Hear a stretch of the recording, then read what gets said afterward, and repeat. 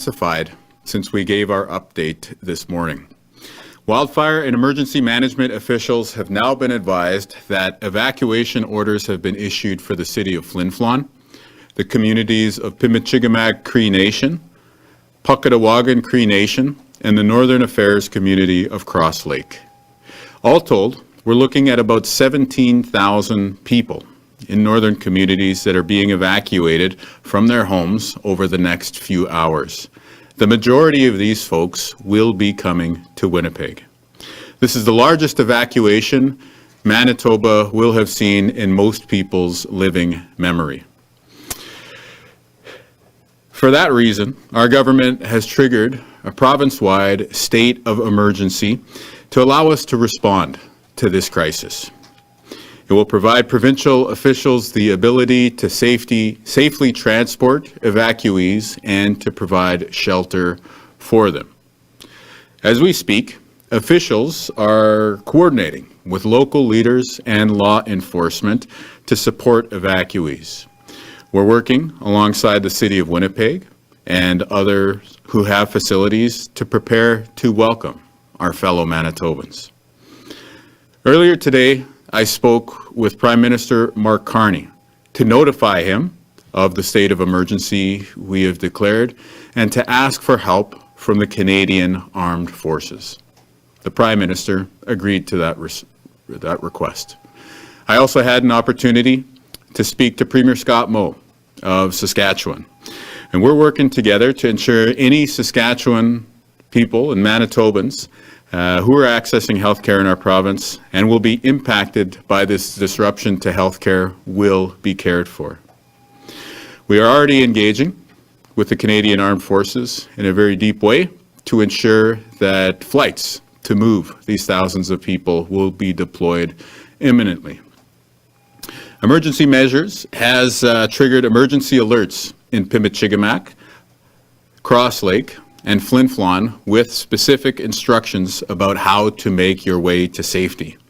All Manitobans should now have received an emergency alert on your phone informing you about the state of emergency being declared province-wide. And now I want to speak specifically to people in the wildfire zone. If you are in Flin Flon, please go to Winnipeg.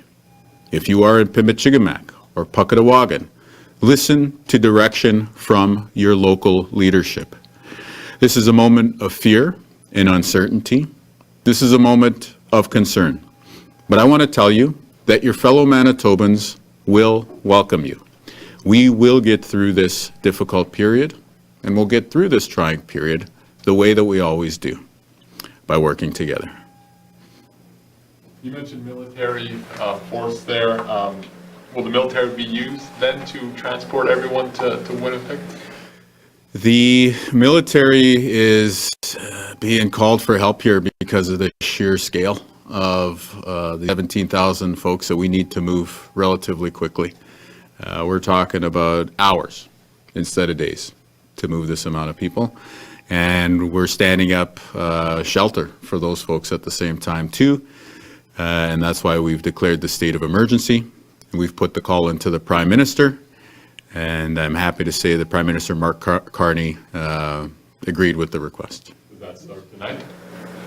The work has already started. In terms of flights, yeah, I would imagine, yeah, they'll be starting right away. Yeah. Premier, when you're talking about housing people in Winnipeg and you've talked to the City of Winnipeg, are you envisioning, are we talking arenas, community centers? Yeah, what are we talking? Soccer fields, community centers, arenas, that's what we're looking at. So cots. Yes. In large facilities. Yeah, congregate shelter is a term that we use for planning inside government, but the main purpose of this announcement and the declaration of the province-wide state of emergency is that local leaders in several northern communities, both in cities like Flin Flon, but also in First Nations, have made the call that their folks need to leave their homes so that we can keep you safe. And as a result, in order to step up and to be that coordinating force so that people can get out safely, we've called on the federal government to send the Canadian Armed Forces. They are doing so. And we as the province are going to set up places for everyone to stay. Premier, can you just maybe go in French towards what just happened? So state of emergency and you talked with the Premier Carney. Can you please just go through the main steps here? Oui, aujourd'hui, nous avons déclaré un état d'urgence ici dans le Manitoba à cause des feux. Et puis, cet après-midi, j'ai parlé avec le Premier ministre du Canada, Mark Carney, pour lui demander d'assistance militaire pour cette évacuation. Et puis, il est d'accord. Well, what message do you want to send? Quel message devez-vous envoyer aux gens justement du nord du Manitoba présentement? Manitobans are stepping up for one another. And so I want folks to ensure that you're leaving as soon as you can with the things that you need, medication, clothing, identification. If you have access to those things quickly, make sure you got a full tank of gas. We'll be there as emergency management officials to ensure that gas stations and other resources you need to make your way to safety are going to be kept open along the way. And when you arrive at our reception center, we'll ensure that you get connected with food, with shelter, and with the resources that you need to be safe. Is Winnipeg ready to house this many people? We're declaring a state of emergency so that we will be ready as people arrive.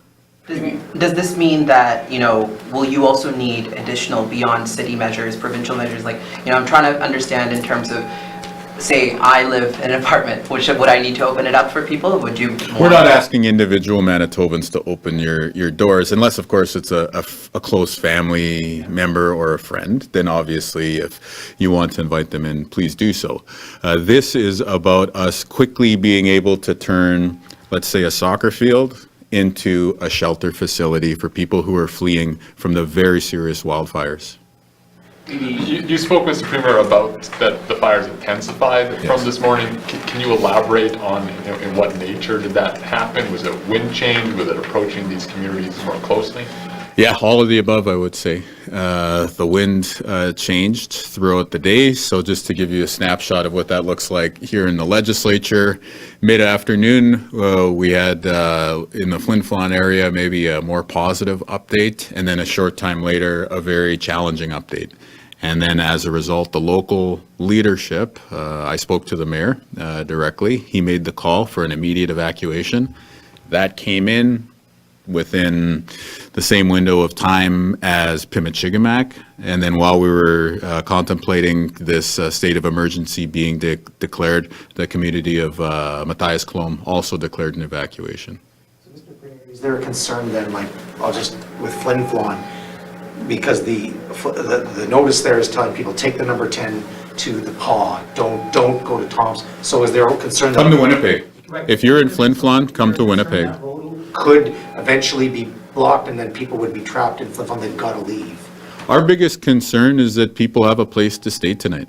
And we know that if you're leaving Flin Flon and you're coming to Winnipeg, we will be able to provide for you. And so that's why we're clearly asking folks from Flin Flon to come to Winnipeg. Are you concerned that that message might be lost when people are maybe trying to leave with their vehicle and they may not know where to go? They may not know that roads are closed. They may not know that airports are shut down. This is why you're performing the public service of helping us get the message out. Maybe come back in French. How is the city of Winnipeg preparing themselves? So you talked about soccer fields, peut-être en français? Bien, la ville de Winnipeg est un partenaire excellent. Nous sommes vraiment proches avec eux dans un espace de coordination. Et puis, je pense qu'on verra probablement des centres communautaires ou des édifices comme ça utilisés pour sauvegarder nos voisins du Nord. Quel message vous envoyez à la population du Manitoba en français? C'est très important d'appuyer les autres maintenant. On peut avoir aucun feu. On devrait pas rendre la situation plus pire.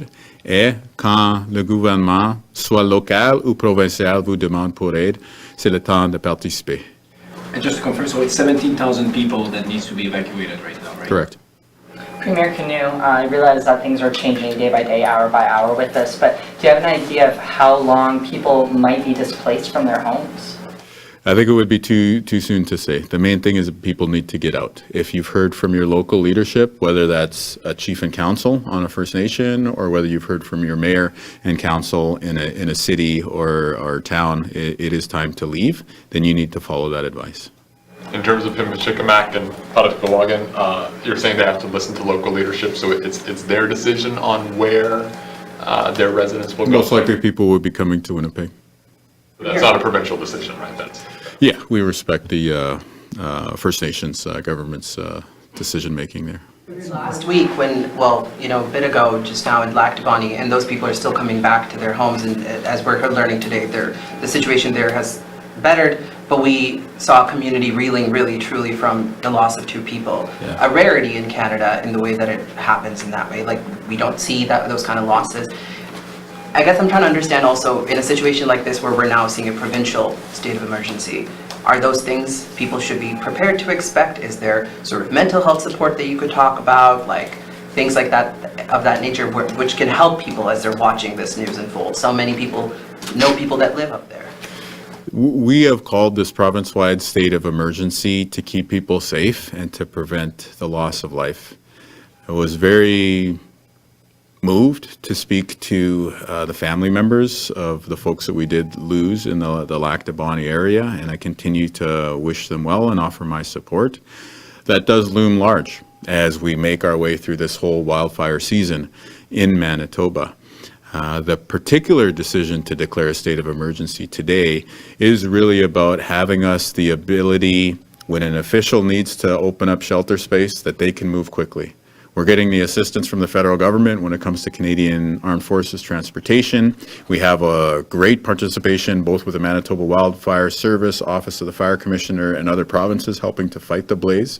And now we're declaring the state of emergency to ensure that as these 17,000 fellow Manitobans leave their homes, we're going to be able to provide them a place to stay during their time of need. For those people coming to Winnipeg, Mr. Premier, as you say, come to Winnipeg, who do I contact? What do I do once I get here?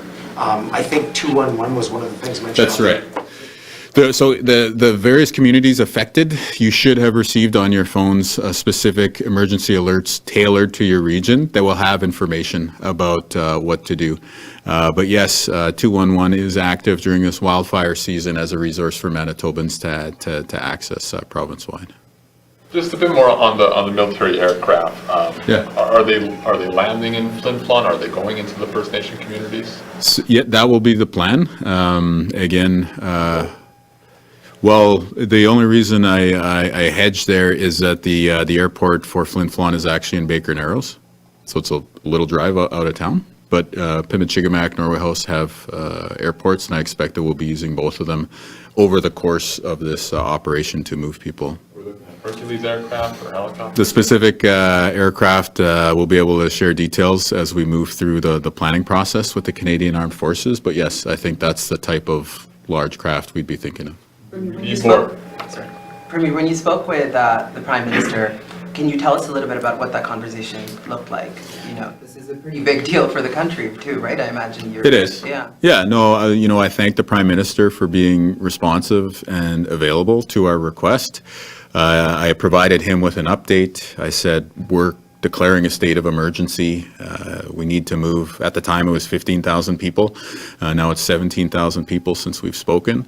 And here are some of the specific details. And we need the CAF help to be able to transport people to safety. And so he agreed right away, very amenable to our request, and just shared a bit about how he's going to follow up on his end. So thank the Prime Minister and the federal government for their partnership on this. And I just want to send a message to Manitobans. If you live in Northern City, if you live in a First Nation, if you live in a Northern Affairs community, all of your governments are working together with your best interests in mind. We want to keep you safe. We will make sure that you have a place to stay. So please listen to the advice that is being provided about making your way to safety. Help is coming. For those who can oversee their own evacuation by your own private vehicles and can do that safely, please do so, following the advice of your local leadership. And the province and the feds are here to step up as well. When is the hope to have the evacuation done by? As soon as possible, obviously, but Yeah. do you have an idea? I think the only thing I would say at this point, just as a specific detail for your stories, is that the initial order of the state of emergency will be in effect for 30 days. But when we're talking about people wanting to return home, I know people would want to do so as soon as it's safe for that to happen. Is this 17,500 people just from the First Nations? No, or that includes Flin Flon. Yeah, so Flin Flon, like maybe 5,000 people in the city proper, and then you have the cottage areas and I guess other homes outside of the city. So maybe about 6,000 people in that region. And then, yeah, there's Northern Affairs communities in that number as well too. And then those First Nations that I mentioned. Just more on the aircraft, MKO said that Pimicikamak Airport wasn't operational, so is there a chance that we can't get air? Yeah, I mean, that's when the conversation, because Norway House is relatively close to Pimicikamak, so that's when the conversation between those. And I would just say, listen to your local leadership, your local officials about how to make your way to safety. As we stand right now, a situation might change. So I don't want to get too prescriptive about it other than to say, listen to the emergency alerts and listen to local leadership who will have the most recent information about how to fly or make your way to safety. You have crews in, firefighting crews in from various provinces? Yes. Does Manitoba need more help? Yes. First of all, I want to say thank you. We've seen New Brunswick, Alberta, British Columbia, help with firefighters. We've seen managerial support from Prince Edward Island. We've seen tanker support from Ontario and Saskatchewan. And we do have a request out there for more firefighting assistance. So as the situation continues to be very serious, and we're now in a state of emergency in Manitoba, as other provinces can continue to help, we are very, very appreciative. Was that part of the conversation with Prime Minister Carney about more help? Like, could there be more? The federal government has been good with providing firefighters. They've provided firefighters through Parks Canada, and those crews, I believe, came from Alberta. We have to keep in mind one of those Parks Canada firefighters was injured over the weekend. And so again, I thank this person for putting themselves in harm's way. It was a tree fall, I believe, that struck them. That's how serious the situation is. People are putting themselves into harm's way, risking their own lives to keep our fellow Manitobans safe. In the coming days, we'll be stepping up to provide shelter to our neighbors, to our friends from northern Manitoba, Flin Flon, Pimicikamak, Puckawagan, other communities. And as we do so, it's important that we just ensure that there's a space for the emergency officials to do their good work. Are some people being prioritized through the evacuations, maybe people with medical care or seniors? Yeah, but those priority evacuees will already have started moving over the past few days. Pimicikamak has been moving out priority 1 patients. We're talking about days now that they've been doing those transports to Winnipeg and Brandon. Flin Flon, the activity started yesterday, and that again is coordinated with Saskatchewan because you had about 14 Saskatchewan people as patients in the Flin Flon hospital.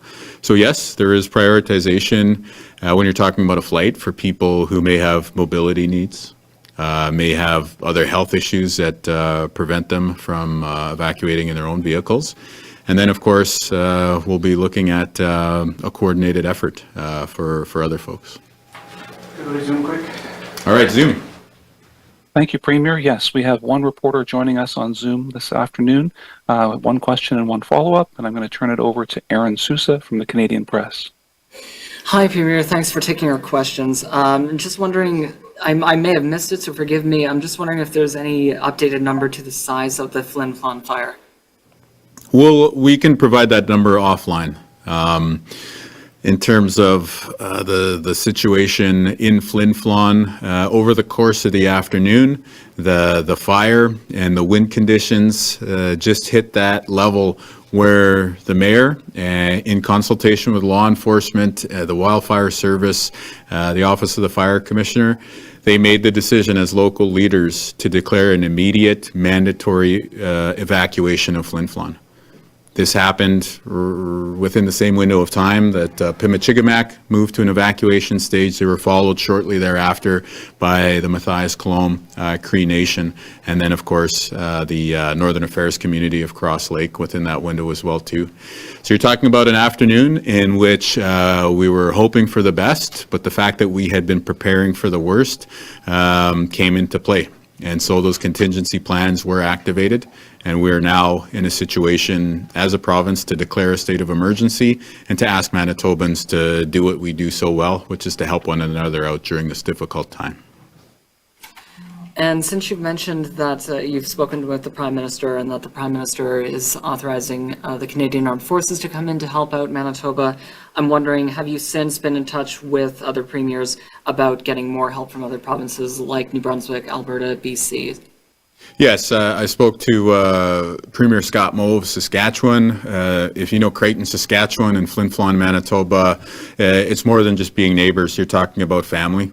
You're talking about people whose well-being is top of mind for Saskatchewan people and Manitobans. And so as our premiers of these two neighboring provinces, it was important to establish a connection and just making sure that we're taking care of our patients who are in hospital there, and we're taking care of all of our citizens. In the days to come and hours to come, we will definitely be reaching out at other levels to ensure that wildfire fighters, wildfire fighting equipment, tankers, other resources, as well as the support of the Canadian Armed Forces will be put into place to keep Manitobans safe. Their safety is our top priority.